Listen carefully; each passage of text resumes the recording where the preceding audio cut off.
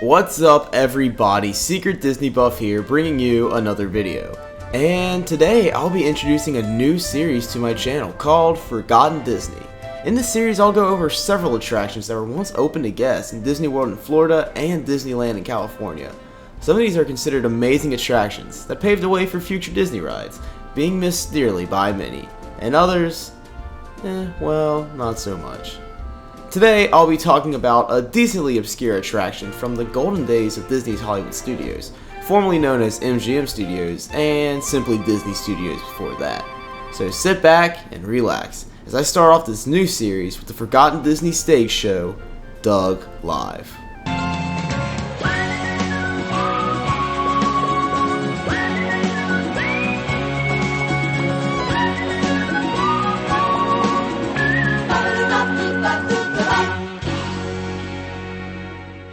Doug Live opened in Disney's MGM Studios on March 15, 1999, and had its final performance over 2 years later on May 12, 2001.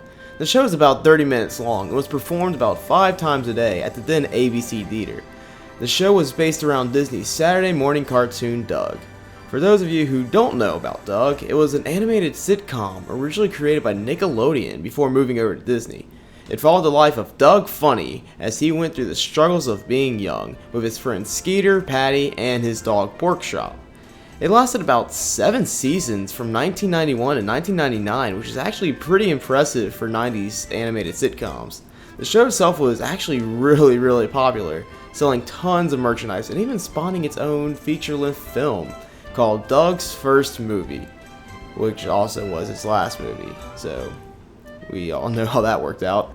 At the time, Disney was looking for a replacement for their superstar television attraction, which was currently occupying the ABC Theater.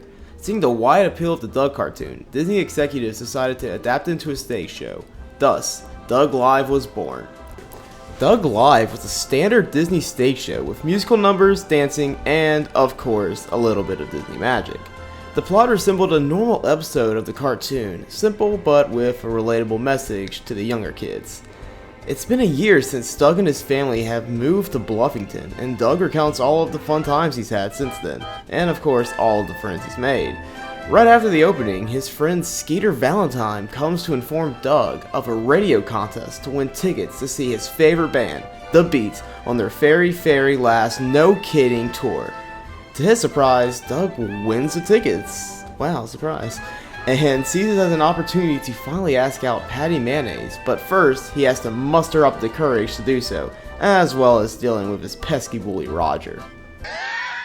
Hey, funny! Looks like it's me and Patty. Solo. The show featured around 6 songs, some of which were featured in the television show and the movie.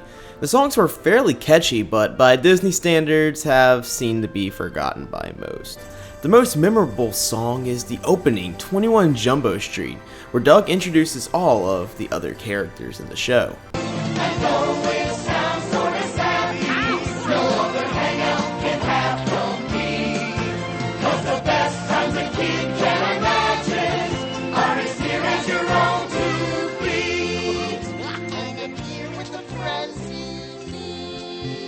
Here at 21 Jumbo.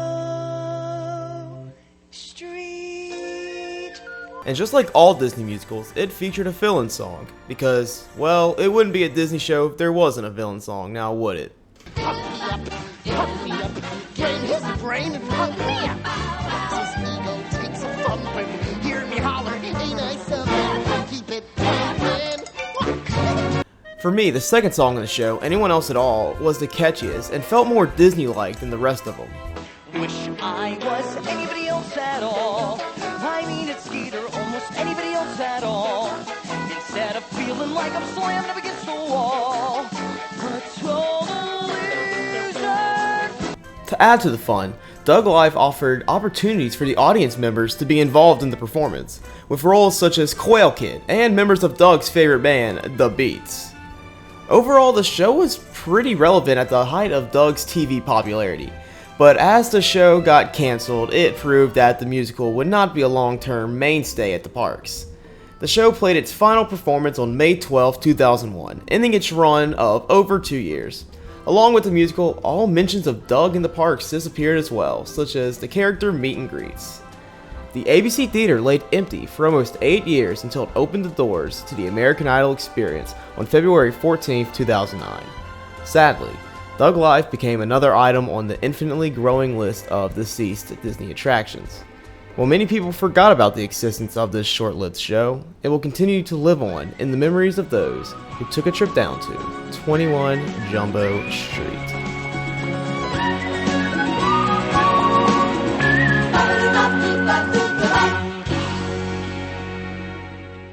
Alright guys, thank you so much for watching. I would like to thank luvdabuff, whose videos I used in this episode. He actually played Skeeter in the show, and he has the entire show on his channel with some extra facts and trivia added to it. So if you haven't seen the show yet, you should definitely go check that out. If you want to see more Disney Parks videos, feel free to subscribe. I plan on making a lot more of these, especially forgotten Disney episodes. But yeah, besides that, thank you guys so much for watching, and I'll see you real soon.